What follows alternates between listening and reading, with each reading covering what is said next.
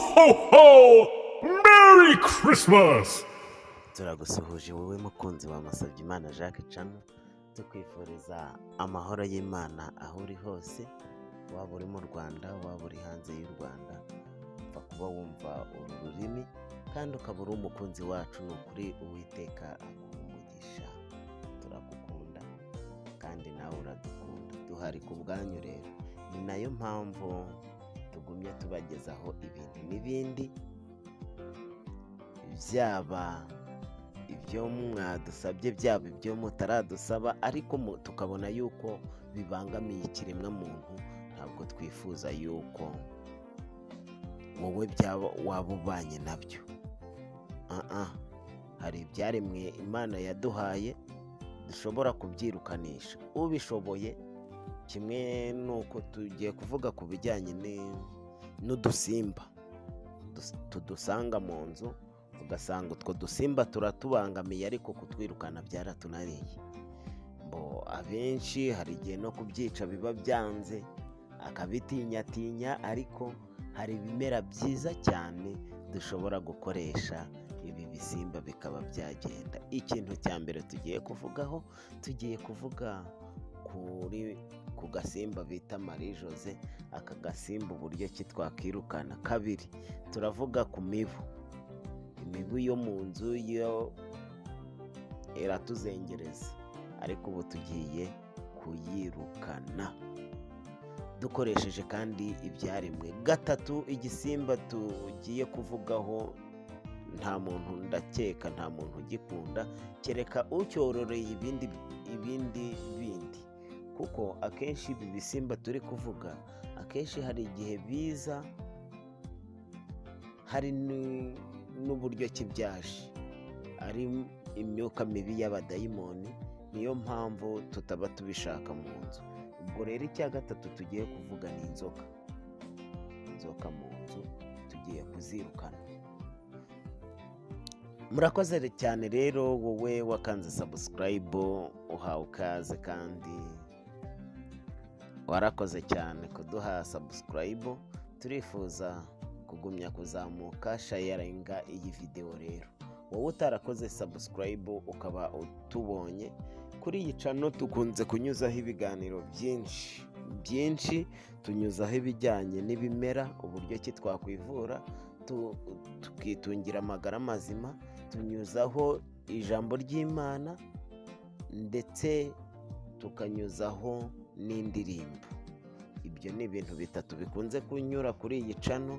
Rero waba warahombye uramutse utajya uyireba, ariko uyu ni wo mwanya wawe kugira ngo ukurikirane iyi channel. Kanda subscribe, nurangiza uyigire notification, dukomeze tubane mu bindi biganiro. Nzi neza yuko uzishima niba iki kiganiro wowe kitari kukureba kano kanya, ariko ejo kizaba kikureba.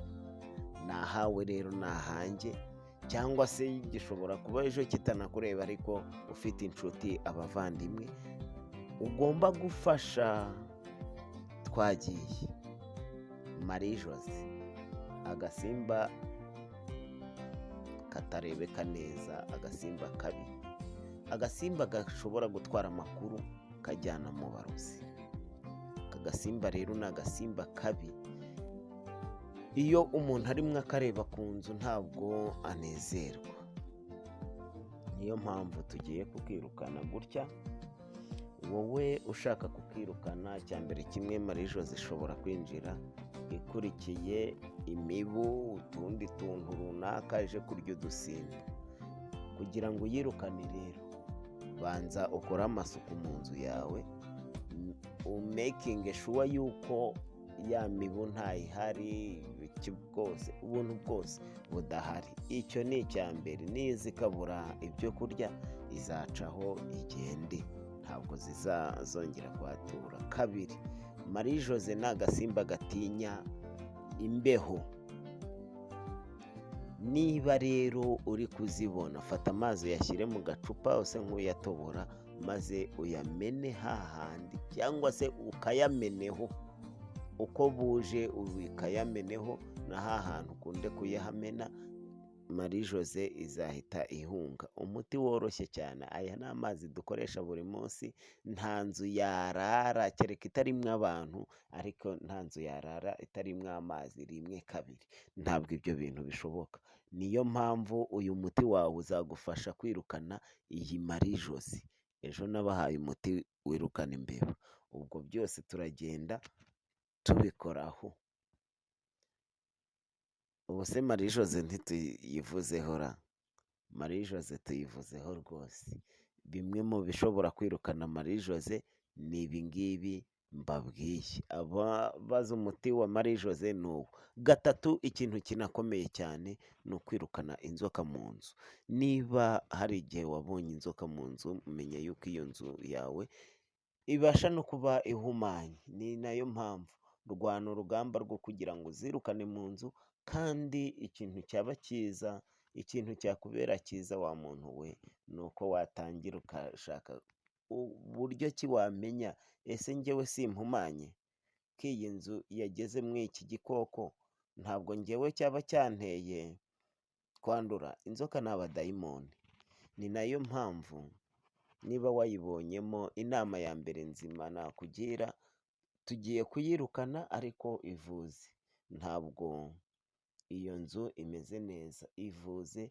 Duhamagare, nimero turayitanga muri description, maze tube twakurebera ibyo ari byo, cyangwa se tuguhuze n'abakurebera ibyo ari byo. Rero niba warigeze ubona inzoka mu nzu cyangwa se ukayirabukwa, genda ushake igipine.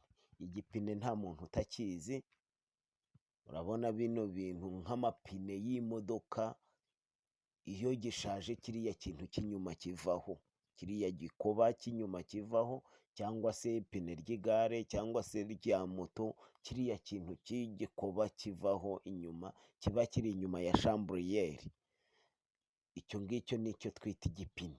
Genda ushake rero kiriya gikoba, ukizane, ugitwikire mu nzu, ugitwikire muri buri cyumba, ugenda uhageza, uwo mwotsi wacyo urirukana bya bikoko biri mu nzu. Hari abantu benshi ibikoko by'inzoka byazengereje mu mazu yabo, ariko bigenze gutyo, ahantu hose mu cyumba ugenda ushyiramo, byibuze ubinkorere gatatu mu cyumweru. Gatatu mu cyumweru ubikore, iki gikoko ntabwo kizongera kuba mu nzu yawe. Murakoze cyane rero, umuti turawubahaye, ahasigaye nimutangire mwiyiteho. Uwiteka